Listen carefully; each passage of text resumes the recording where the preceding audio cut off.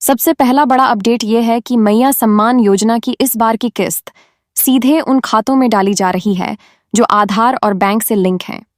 पहले कई लाभार्थियों को यह दिक्कत थी कि बैंक में लिंक न होने की वजह से उनका पैसा अटक जाता था।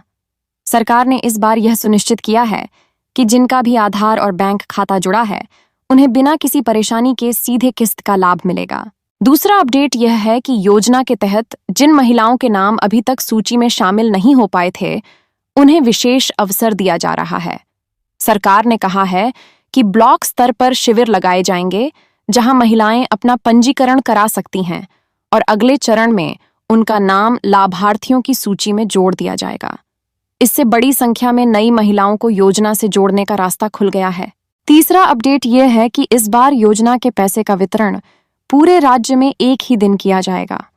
पहले अलग अलग जिलों में अलग अलग समय पर पैसा भेजा जाता था, जिससे अफवाहें और असमानता की स्थिति पैदा हो जाती थी। अब जब पूरे राज्य में एक साथ पैसा पहुंचेगा तो सबको साफ और स्पष्ट जानकारी मिलेगी और किसी भी तरह का भ्रम नहीं रहेगा। चौथा अपडेट यह है कि सरकार ने योजना को पूरी तरह पारदर्शी बनाने के लिए एक विशेष पोर्टल शुरू किया है। इस पोर्टल पर जाकर कोई भी व्यक्ति अपने आधार या मोबाइल नंबर से यह चेक कर सकता है कि उसका नाम लाभार्थियों की सूची में है या नहीं और उसके खाते में पैसा पहुंचा है या नहीं। इस सुविधा से गांव के लोगों को बार बार बैंक या पंचायत जाने की परेशानी नहीं होगी।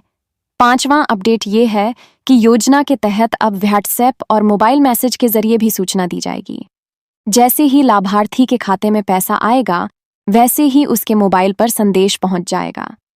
इस बदलाव से खासकर ग्रामीण इलाकों के लोगों को बड़ी राहत मिलेगी, क्योंकि उन्हें खाते का बैलेंस चेक करने के लिए बैंक तक जाने की जरूरत नहीं होगी। छठा अपडेट यह है कि जिन लाभार्थियों के दस्तावेज अधूरे थे, उनके लिए विशेष व्यवस्था की गई है। सरकार ने ब्लॉक और तहसील स्तर पर 2 दिन का कैंप लगाने का आदेश दिया है, जहां लाभार्थी अपने आधार, राशन कार्ड या बैंक की जानकारी अपडेट करवा सकते हैं। इससे यह फायदा होगा कि जिनका पैसा अब तक अटका हुआ था, उन्हें अगली किस्त में जोड़कर लाभ मिल जाएगा। सातवां अपडेट यह है कि योजना के अंतर्गत इस बार विधवा महिलाओं और बुजुर्ग महिलाओं को प्राथमिकता दी गई है। सरकार ने स्पष्ट कहा है कि इन वर्गों को पहले लाभ दिया जाएगा ताकि उनकी आर्थिक स्थिति मजबूत हो सके। यह कदम महिलाओं की सामाजिक सुरक्षा के लिहाज से बहुत अहम माना जा रहा है। आठवां अपडेट यह है कि योजना के क्रियान्वयन की निगरानी के लिए जिला स्तर पर एक विशेष समिति बनाई गई है। इस समिति में न सिर्फ अधिकारी होंगे, बल्कि पंचायत प्रतिनिधि और सामाजिक कार्यकर्ता भी शामिल किए जाएंगे। समिति का काम होगा यह देखना कि योजना का पैसा सही लोगों तक पहुंच रहा है या नहीं, और अगर कहीं गड़बड़ी होती है तो तुरंत कार्रवाई करना। 9वां अपडेट यह है कि ग्रामीण इलाकों में लाभार्थियों को पैसा आसानी से निकालने के लिए बैंक मित्र और डाकघर की मदद ली जाएगी। बहुत से गांव ऐसे हैं जहां बैंक की दूरी ज्यादा है, वहां अब मोबाइल वैन और बैंक मित्र जाकर पैसा उपलब्ध कराएंगे। इससे बुजुर्ग और महिलाएं आसानी से लाभ उठा पाएंगी।